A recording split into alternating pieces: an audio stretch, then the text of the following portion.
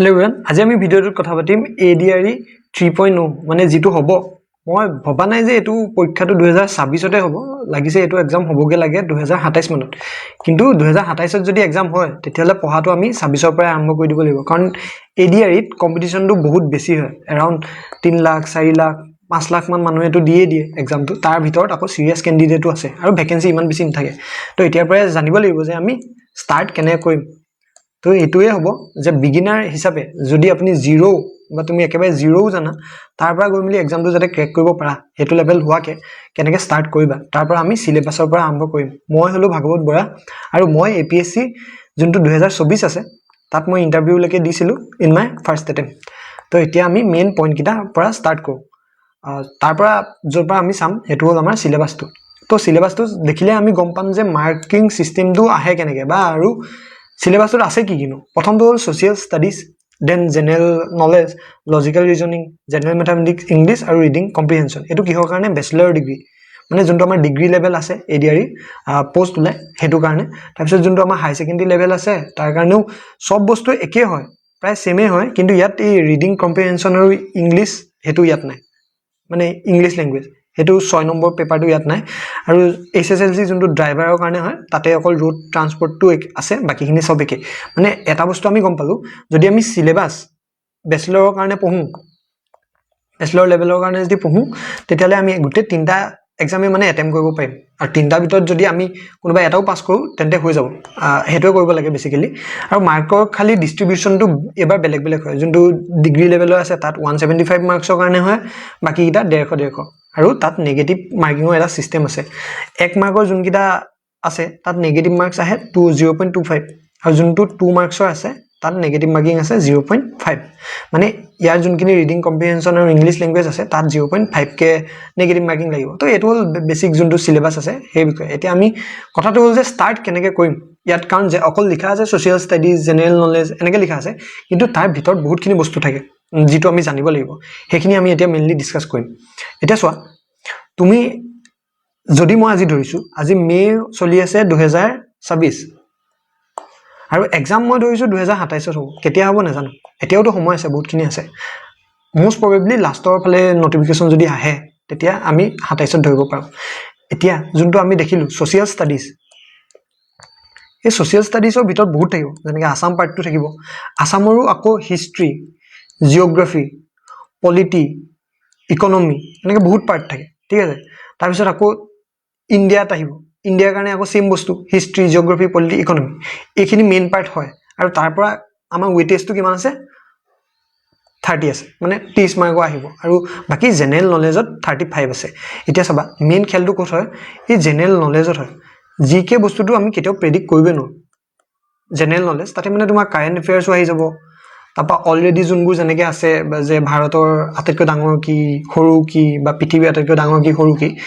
ইয়াত ADRE বিশেষকৈ এটো বস্তু ফ্যাকচুৱেলটো বহুত বেছি হয় ফ্যাকচুৱেল ডাটা তুমি মানে বহুত জানিব লাগিব যেনেকৈ যদি তুমি এটা APSC কথা কোৱা APSC এটো বস্তু অকমান কম থাকে ইয়াত মানে মেইনলি অলপ তোমাৰ যোনটো কনসেপ্ট আছে কনসেপ্টৰ ওপৰত বেছি ফোকাস কৰা যায় আৰু ADRE ত ফ্যাক্টৰ ওপৰত বেছি ফোকাস কৰা যায় যদি তুমি জানা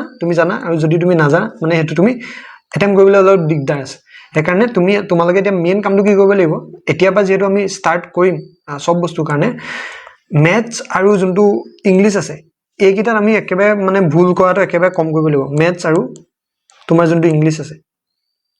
কোৰ পৰা পঢ়িবা কি পঢ়িবা কিতাপ কেনে পঢ়িবা হেকিনিও মই কম অলপ দেখাই দিম কিন্তু ম্যাথছ আৰু ইংলিশটো তোমালোকে এনেকৈ প্ৰেক্টিস কৰিবা যাতে ইয়াত একদম ভুল হোৱাৰ চান্স আটাইতকৈ কম থাকে মানে আটাইতকৈ লো ভুল হোৱাৰ চান্সটো আটাইতকৈ যাতে ইয়াত কম থাকে কাৰণ পাস এটোৱে কৰাব বাকি এইকিটা যোনখিনি আছে তোমালোকৰ সোশিয়াল ষ্টাডিজ বা জেনাৰেল নলেজত বিশেষকৈ বহুতে ভুল কৰিব কাৰণ জেনাৰেল নলেজ জনাটো গুটেখিনি জনাটো একদম সম্ভৱই নহয় এনেকুৱা কোৱেশ্চন আহি যায় তোমাৰ স্পৰ্টছৰ এনেকুৱা কিছুমান কোৱেশ্চন আহে যে এটো কোনে পালে সবটো তুমি নাজানিবা সেইকাৰণে এনেকুৱাখিনি ৰিস্ক লোৱাতকে তুমি ইয়াত মেইনলি ভালকে ফোকাস কৰিব লাগিব এতিয়া মই মেইনলি কম এটো তোমালোক জাস্ট জেনাৰেল স্যাম্পল এটা দেখাইছিলো যেনেকৈ ম্যাথমেটিক্সত আছে টাইম স্পীড ডিসটেন্স এনেকুৱা ইংলিশত তোমালোকক কিছুমান ওয়াৰ্ড সুধিব পাৰে মিনিং হেনেকুৱা টাইপৰ বাস এনেকুৱা মানে সিনোনিম শব্দ থাকে হেখিনি সুধিব পাৰে এতিয়া হল যে তোমালোকে স্টাৰ্ট কেনে কৰিবা আৰু কি পঢ়িবা কোৰ পৰা পঢ়িবা ফ্ৰী ৰিসোৰ্স কোচিং এখিনি গুটেখিনি এতিয়া চোৱা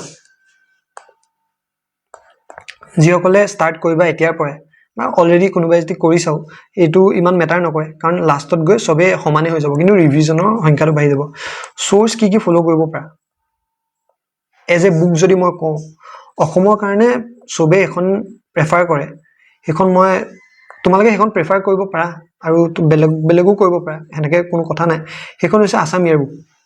তো আসাম ইয়াৰ বুকৰ পৰা পঢ়িলে যে তুমি সব পাৰিবা হেতু নহয় আসাম ইয়াৰ বুকে তোমাক কি কয় মেইন যোনটো বেসিক্স আছে এই বেসিক্সটো ক্লিয়াৰ কৰাত বহুত সহায় কৰে তাত মানে বস্তুখিনি ধুনিয়াকে সহজ ভাষাত আছে এই বেসিকখিনি তোমাৰ তাৰ পৰা ক্লিয়াৰ হৈ যাব আসামৰ বিশেষকে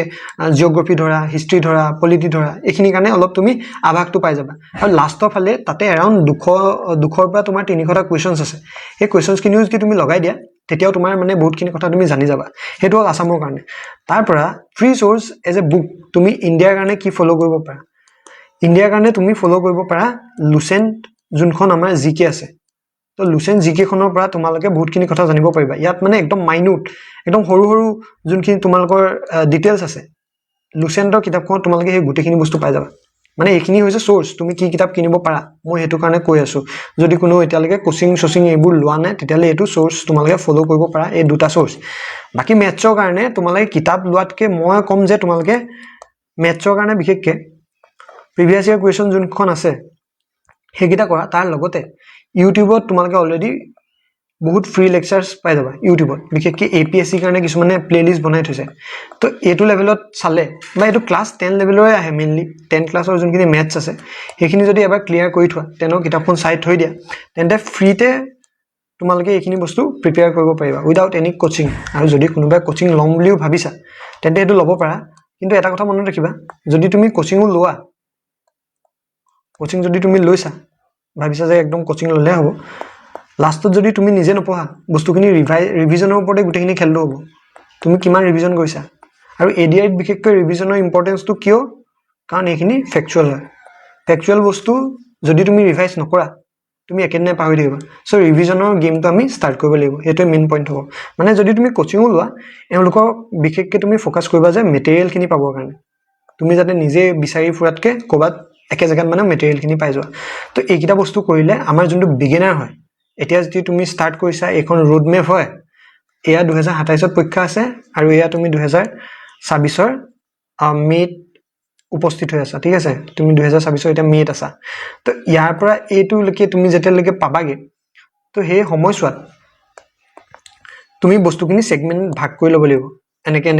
বহুত কিটা সেগমেন্টত ভাগ কৰি ল'ব লাগিব যে ফাৰ্স্ট এটো ফেজত তুমি বেসিক্স ক্লিয়াৰ কৰিবা এটো সময়ত তুমি ম্যাথছটো ক্লিয়াৰ কৰিবা ম্যাথছ ইংলিশ জি ধৰা এটো সময়ত তুমি জেনাৰেল জিকে আছে হেখিনি বহুত প্ৰেক্টিস কৰিবা আৰু লাষ্টৰ সময়ত তুমি কোৱেশ্চন প্ৰেক্টিস কৰিবা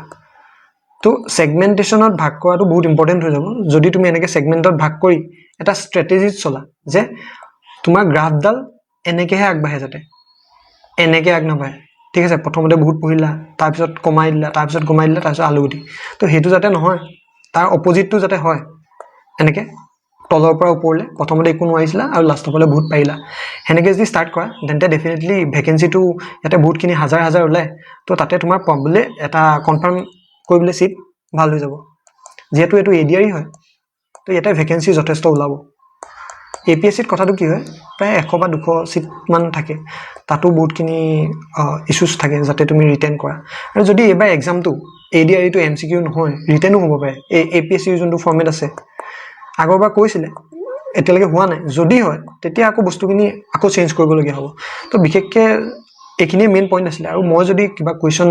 ষ্টাৰ্ট কৰিব লাগে বা মই ফ্ৰীতে পঢ়াম বুলি ভাবিছো এইখিনি যদি কৰিব লাগে আৰু কিবা যদি জানিব মন আছে তেন্তে তোমালোকে কমেন্টত কৰিব পাৰা আৰু যদি চেনেলত নতুন হয় সাবস্ক্ৰাইব কৰিবলৈ নাপাহৰিবা